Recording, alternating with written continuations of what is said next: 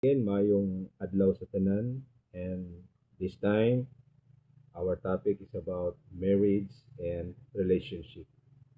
Now, to give you the message, so of course, atong kwaon ang message from the Word of God, one verse, and we can read that in Hebrews chapter 13, verse 4. Ingon diha, marriage is honorable in all, and the bed undefiled. But whoremongers and adulterers, God will judge. Let us pray. Thank you, Father Lord, for this wonderful opportunity that I can deliver your message. Thank you for the blessings, and we ask your guidance to the power of the Holy Spirit to deliver this message to all, oh God, especially those who experience uh, about adultery. Give me power, strength, oh God, give me wisdom in delivering the message. This we ask through Christ our Lord. Amen. So, let me emphasize the Word of God about marriage. If you look at that verse, in the first statement of that verse, ang gisulti dia, marriage is honorable in all. When you talk about honorable, meaning you give high respect or high regard to the marriage. When you talk about marriage, it is between two people, the husband and a wife. Gikasal sila, ang nagkasal nila, that is sacred. Ginoo mismo ang nagkasal nila. They are joined together and they are become one flesh. So, we talk about marriage, it is only between two, the husband and wife. Okay? So, unsay pasabot anang give high regard, honorable, o high respect to the marriage. Ang Bible gyud nagsulti ang second statement diya para unsaan mo paghatag og high respect to the marriage. Ingon diya sa second statement, and the bed undefiled. Unsay pasabot ana?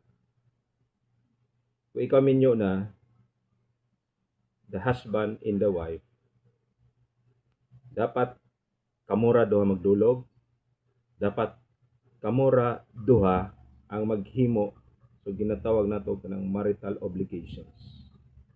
So sa inyong higdaanan, walay lain pwede nga mosulod diha ang lain laki o lain bayi. Okay, that's the way of giving high respect to the marriage. It is only between husband and wife. Sabot ayaw hugawi ang marriage, pinaagi sa pag-engage into fornication. Kabalong fornication, it is having sexual intercourse, not your husband or your wife. So kung imo nang gihimo, gihugawan na nimo inyong marriage. Wala nimo gi tagag high respect, gibastos nimo ang marriage. Okay? Ingana nga pamaagi kung hugawan nimo ang marriage. Ang Bible nang sulti na daan, in the bed undefiled, dili dapat hugawan. Dili dapat na siya nga ang husband mo engage into other woman outside marriage.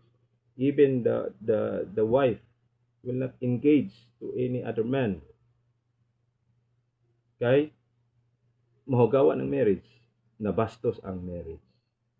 Karon kung nabastos ang marriage, nabastos na to ang Ginoo.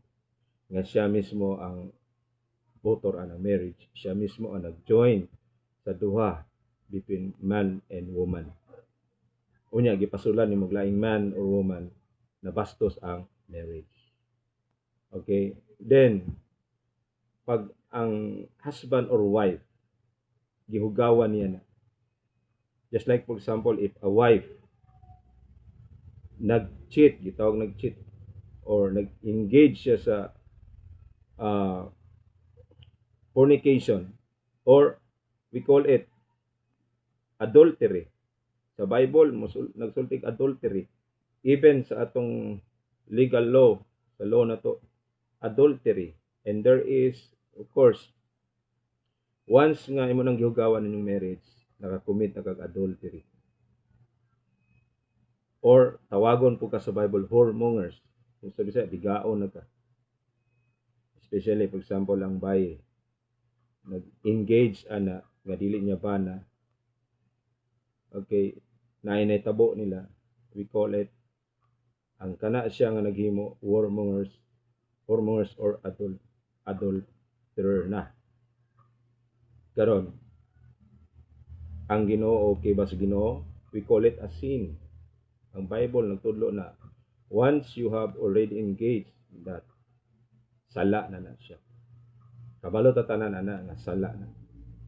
Ang Bible na nagsulti na kay the most authoritative Bible, sala siya.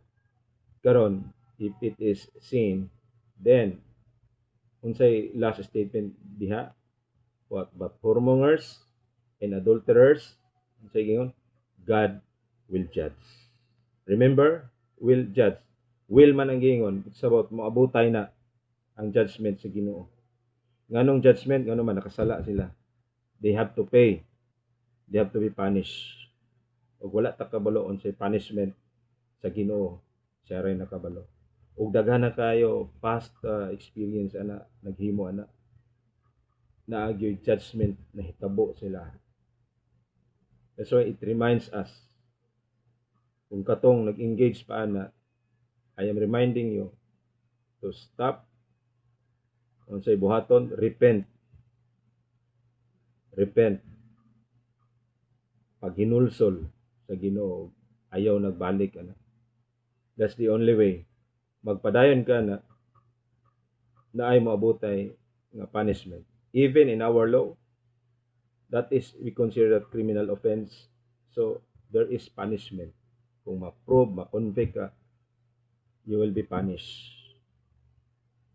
Okay? Sa legal na to. Karon sa spiritual, samot na ang Ginoo. Because siya author, siya ang una nasakitan pag ang tao nag-engage og adultery o whoremongers.